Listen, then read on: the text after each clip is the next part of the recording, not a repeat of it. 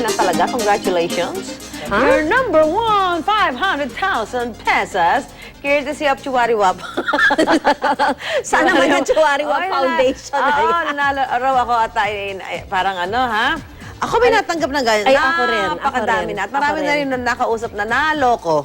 Alam mo, may nag-text sa akin, Tina, totoo ba to? Tapos ang naka-attach na text, Kapuso Foundation daw, nagpa-raffle, nanalo siya. Sabi ko, humihingi nga ng donasyon ng Kapuso Foundation, bibigyan ka ng premyo? Oo, nako, hindi po. Yung mga ganyan, merong iba naman kasi dyan. Buti nga ngayon, may nabawasan di ba dati? Pero ngayon may mga ibang style. Ay ako, may bagong natanggap lang nga ito. May bagong style. Nabasa ka? Ito. Ako, madalas ko matanggap na email, kaibigan. Na nasa tour, na ano yung bag niya. Nahablot. So wala siyang pang-settle ng kanyang bill. Gusto ko sabihin, kung wala kang pang-settle, ba't ka papunta? Pero isa sa mga scam yun. Meron din ako sa email na, uy, na-ospital ako, nasagasaan ako sa ganitong bansa sa Europe. Buti na lang nagpadala agad siya na, uy, hindi ako yan Pero ito yung text na natanggap Habang ko. tinitingnan ni Tina, magkukwento pa ako sa inyo. Meron naman, sasabihin, padadalang kita ng package. Padala mo ako ng load. Padala mo na muna yung package. Sinasabi ko, pag sa akin yung pinadala yan, papadala kita ng load na use na. Ako naman maganda yung umpisa nakalagay. Ano? Congrats, Kapuso. Sugod na sa GMA Network Center dahil isa ka sa masiswerteng bibigyan ng pamaskong handog ni Susan Enriquez. Hindi text cam to. Naniniwala ako, re-regaluhan mo ako. Gulat ako dun Parang, Hindi text cam yun. Baka mga nako. Matatapos na itong wala ako dito. Pa-forward ko sa inyo para kayo rin. Hindi ko alam kung nakakairita ba to o nakakainis. Pag may mga nalolo ko, Ay, kung bibigyan mo ako ng regalo, hindi ako may irita. talaga merong ano tawag sa mga ganun. Daling maniwala. Oo. Abay, meron may Kasi paulit-ulit na kunyari ang GMA, di ba may sinasabi na si Attorney Gozon daw, may papremyo.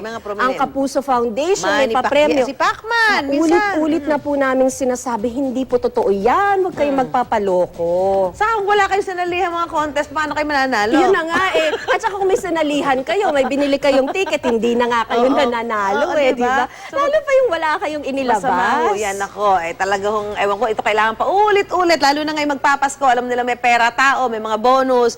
Marami yung magpapadala. May bonus ka na? Ay, ang dami!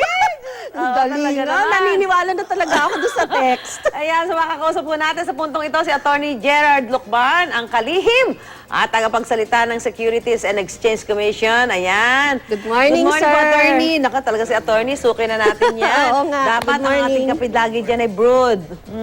Attorney, hapon na po kayo. Nako, hindi na bago din sa inyo. May mga natanggap na rin po kayong mga ganyang complaints. Reklamo, Marami na po. Marami. Good morning muna, Attorney. Good morning. Marami na ng mga ganyang complaints na may mga text, mga email. Hindi na po bago yan. Oo nga, Kasi luma na nga kasama ho namin dyan yung Department of Trade and Industry. Ang lagi pong sinasabi tulad ng sabi ni Susan, meron po ba kayong sinalihang contest unang-una? Bumili ba kayo ng ticket? May hinulog ba kayong stub? Tama po yan. May paraan ba yan, Attorney, para matrace, matrack yung mga nagpapadala niya mga scam na yan? Nakakagigil Kaya nga, ang kukulit din Gamit ho yung technology, natatrack ho yan. Kung sa email ho, meron po tayong tinatawag na IP address. So, chinecheck po kung saan nanggagaling yan. Tulad Pero po kung sir, kunyari, generic na computer shop ang ginamit na paano yun, may, at least yan, may lead na yung investigating Yung area. agent dyan. Tulad ito na sabi ni Tina kanina, meron raw yung mga na-aksidente na email. Dati ho, nagkakaroon ng investigasyon dyan ng NBI na ano ho nila, na-trace yung IP address. Somewhere in Nigeria yung iba. O somewhere in Africa po yung ano. Alam mo, dati meron yung sinamahan ko pa. Kasi may nakalagay na specific na address, room, chuchuchu, dyan na. So parang totoo. Pinuntahan namin yung building. Sinamahan ko, may building, ando doon yung room. Pero wala daw yung tao. Sabi, wala akong ganyan tao dito. Okay.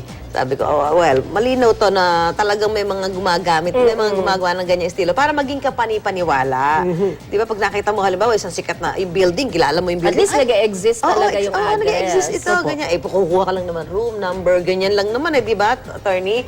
Sa puntong ito, ay makakasama natin sa telepono si Rose Egmilan, ang Chief ng Business Registration and Licensing Division, Chief ng DTI National Capital Region. Good morning, Rose. Good morning, ma'am. Good morning po sa lahat Sila ng kape, ating ba't mga yun, attorney? kababayan.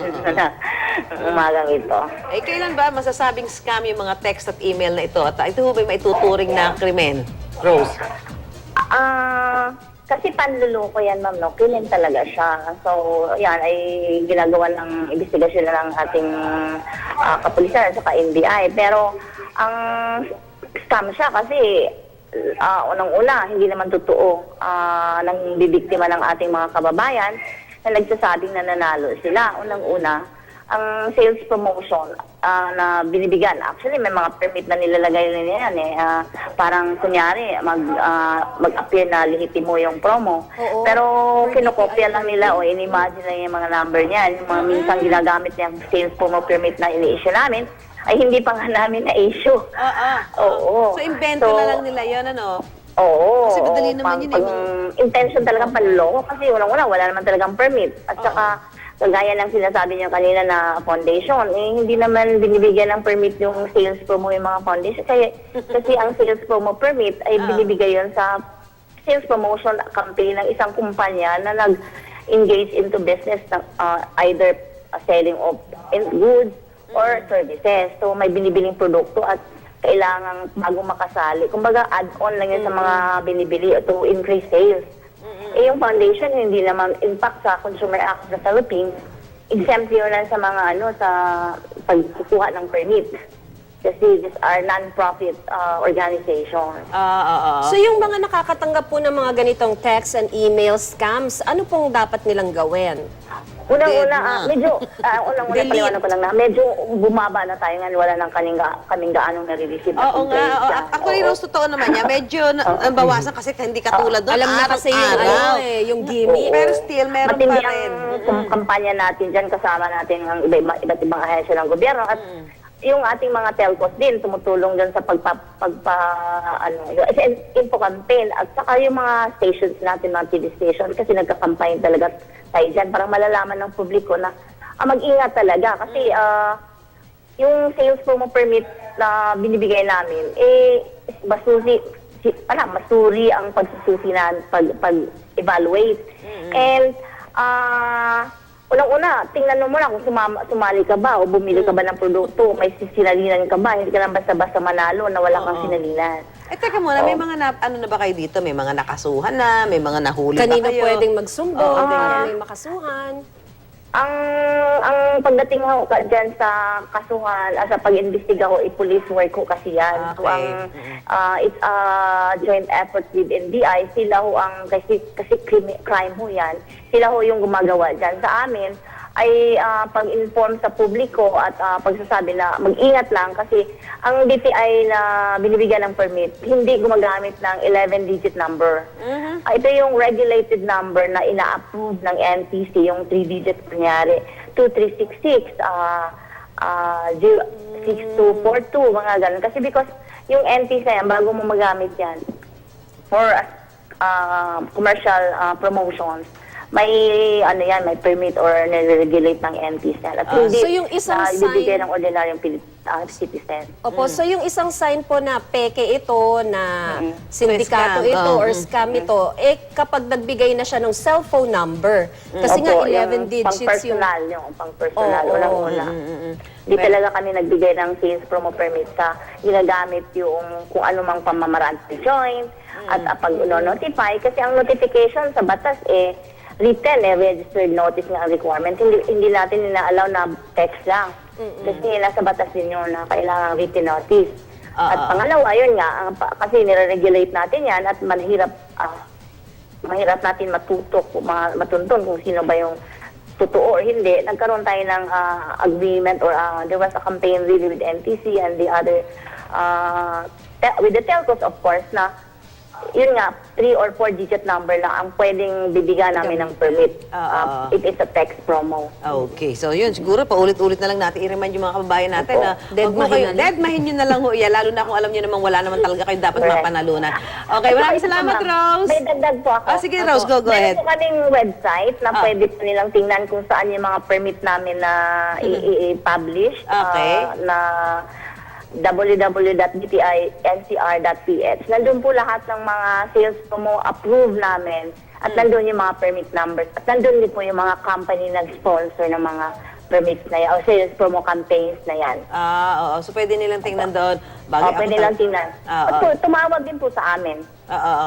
So kayo, ito bang ginagawa niyo, Rose, in coordination din dito sa SEC? Opo, joint effort. Joint effort kayo, PNP? Kasi kailangan po pagtulong-tulungan yan kasi dati sobra talagang maraming nabiktima ang ating mga kababayan na medyo madaling naniniwala sa mga Ngayon, ganyan. may paunti-unti pa rin, no? Pero Ano hindi ba, naman may sila mga- laganap Oo. dati. Rose, sa nakikita mo, bakit ba, despite yung talaga namang ginagawa na campaign ng mga government agencies, ng media, bakit may mga nabibiktima pa ba? Ano talaga yung dahilan?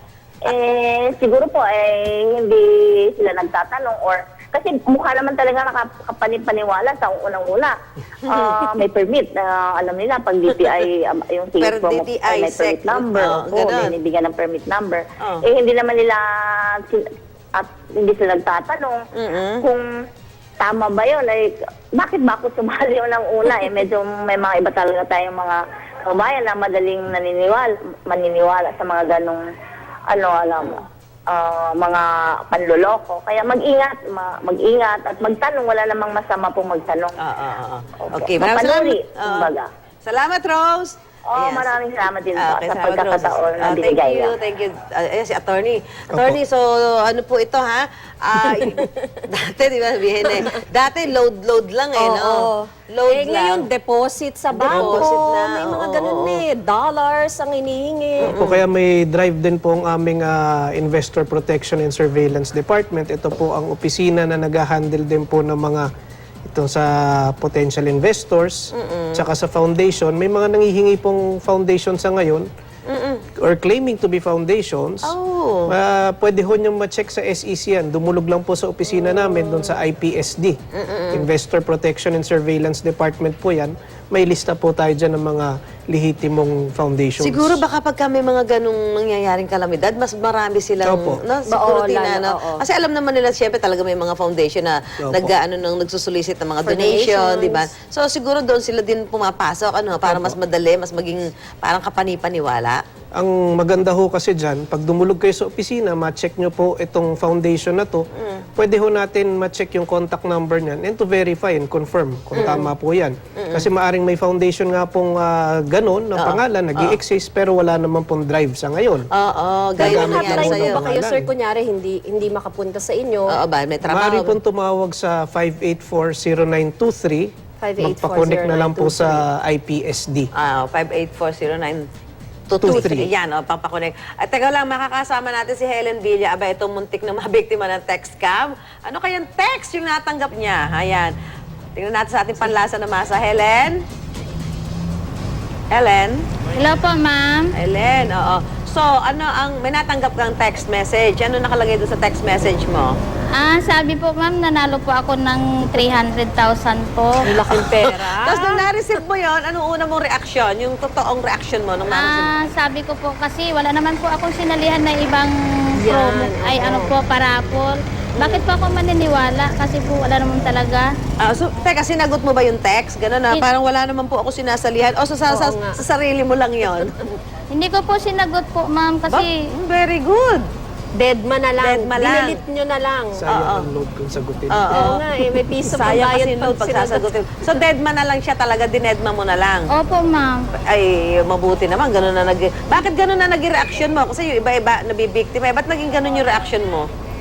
Kasi ma'am, wala naman talaga ako. Hindi ako naniniwala dahil wala naman po talaga ako doong sinalihan. Tapos isa po, marami naman po ngayong manluloko, di ba po, May mga ma'am? kakilala ka ba nanalo ako sa mga ganyan? Wala po, ma'am. Wala kang kilala mga kaibigan mo na naloko, nagpadala ng load. Wala po, ma'am. Okay. So, ilang beses ka nakatanggap? maraming beses po, ma'am. Yung asawa ko pa, minsan naniwala sana eh. Oh, ano ginawa ng asawa mo? Nagtanong po siya sa amo niya. Oh, Na sabi niya, sir, nanalo daw po ako ng kalahating milyon. meron na kayo Nakarapol. 800,000. Pag tumaya ka nga sa loto, ang hirap tamaan nun eh. Oh, so nagtanong din, so hindi rin siya nabiktima. Tapos, Oo. sabi niya, ay, huwag ka maniwala dyan. Mga modas lang po yan. Sabi niya. Teka muna, yung nagpadala sa'yo ng text kanino, may pangalan ba? Kung may foundation? Anong pangalan nung nagpadala sa'yo na nanalo ka daw ng 300,000 pesos? Wala naman pong pangalan po. Basta, Call ano this po, number. tatawag daw po kay attorney. Si Oo, attorney. alam mo, puro attorney. Attorney Nakalagay. talaga. Bakit kaya puro attorney? Sinong attorney yan? Natanda mo ba? Matagal na ba yan? Ano nangyari, Helen? Mga ilang buwan na yan? Mga, O taon mga na? ano na po, mga 3 months po. 3 months na. Oo. Ayan, mabuti naman. At least yung reaction ng Helen, yun ang tamang ginagawa. Dead ma, dahil sayang ang piso. Salamat, Helen, ha? Huwag maniwala. Yung ipagkalat mo yan sa mga kakilala mo, ha? Huwag magpapaloko, ha? Okay, salamat, Helen. Ay, attorney. Ba't puro attorney, ano? Ang ginagamit? Bakit Hindi kaya? ko alam. Para kunyari, lehitimo. Di ba, para alam nila na, ba, lolokohin ba naman ako nito? Eh, lawyer to. Oo, at saka may mga sinasite minsan silang mga batas. Oo, mga batas. Ganun nga po. Ang maliban dyan, yun rin pong pangalan. Titingnan natin. Kasi mga iba nakikiride lang. Oo nga, yung mga pamilyar, Tulad yung mga yung popular eh. makakuha ho ako ng text na may papremyo si Susan Enriquez. Ay, hindi totoo. Ako yun. naniwala ako doon sa pamaskong handbag eh. yun Hintayin ho ko yan. yung ano dyan eh. Hintayin ko Yun yan. ang hindi totoo.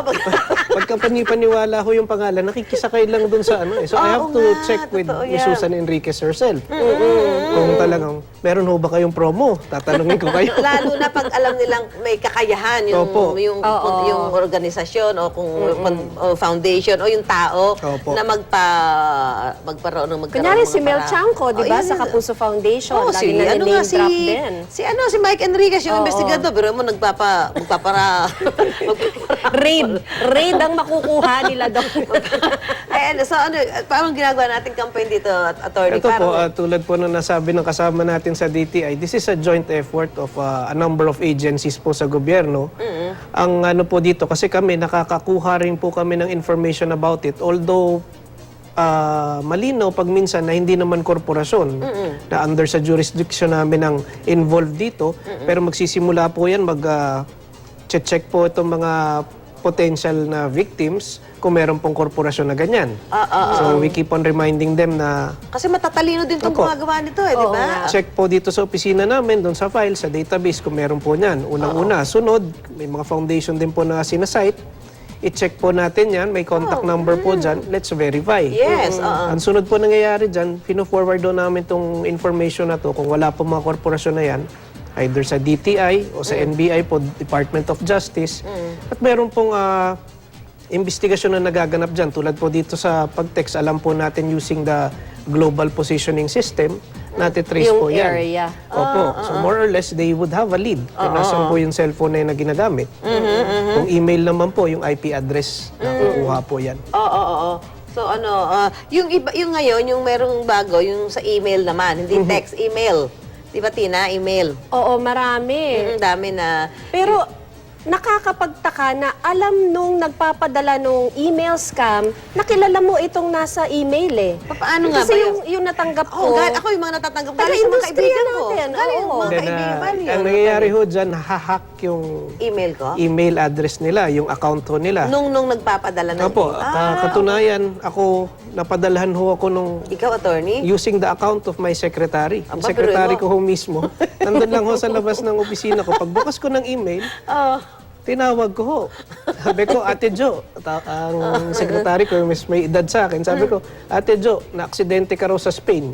Hindi ba yun pero ang nandun lang siya sa labas sa Sir, opisina. nandito lang ako. Na-aksidente, na nakawan yung kwarto Yan ho nila, yung common. pinasok. Huwag ho Oo. kayo I need maniniwala dyan.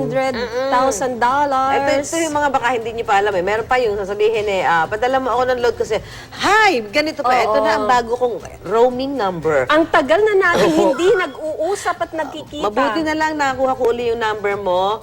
Alam mo, may papadala sana ako sa package this Christmas season. Kaya lang, medyo kapos ako sa pera ngayon. Padala mo ako Padala ng mo nga load. ako ng 300 na Oo. load. May mga naloloko naman. Meron May po. nagpapadala eh. Yung mga iba po, matatawa kayo kasi tayo pong Pilipino may mga common names na nagagamit. Sabi nga nila, hindi daw kayo Pilipino kapag wala kayong Tito Boy, Jun. Tito Jun, Tito Lito. Tito Boy mo to, magte-text. Anti-baby. Anti-baby. So parang tsambahan, Opo. Parang ikaw naman, pag yung iba, pag uy, oo, napaka-sweet naman ito. Oo Papadala ka nga. naman. Sabi, padala mo ako ng load kasi kailangan ko mag-coordinate sa'yo kung Pauwi ako, marami akong pasalubong. Oo, saan ko ba ipapadala? Kasi aalis ako may dito. door-to-door ako. May naniniwala naman. Ano po? Ang sa kasawiang palad, meron pa rin hong nahuhulog dyan sa mga modus operandi na Meron ganyan. nga eh, oo. Katunayan nga po, may mga kilala kami na gano'n na nangyari. Naloko po? Opo. Ba talaga may, nagpadala talaga ng pera? May mga reporto na umaabot sa opisina, kaibigan no nasa opisina namin. Kami ho sa opisina mismo, nakakakuha ho kami ng mga text na gano'n din. So you can see how random it is. So talagang kasi Pero habang ang may gagaling no? habang may nabibiktima, talagang hindi May matiti- gagawa at gagawa may gagawa nung niyan. At mali. syempre Opo. din sila. Tawag dito, I-improvise din ng gimmick. di ba? Opo. Kailangan ibahin mo rin yung gimmick mo, parang hindi Gas-gas na. Ang tawag yan, bulok. Bistado. Style mo, Style mo, bulok. bulok. Oo. So yung modus mo, iibahin mo rin, di ba? Nagkakaroon po ng evolution dyan. Evolution, Tulad nito oh. pong yung huli natin pag-uusap itong sa mga investment scheme Ay, na naku, scams. Tony, may kukwento ko sa'yo. Umabot na po yan sa internet. Nagkakaroon po ng internet-based na Ponzi scheme. Nagsimula po yan ng 2007. Na-issuean po namin ng mga advisory na yan.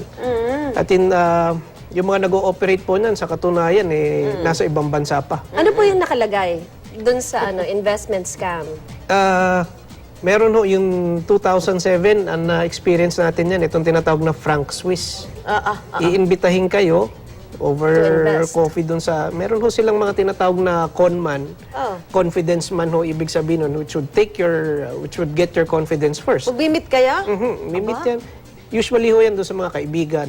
Dahil magta-target ho sila ng O potential yung pinapadama nila yung una. Oo. Papakita doon sa website nila na meron ho kayong account, meron kayong PIN.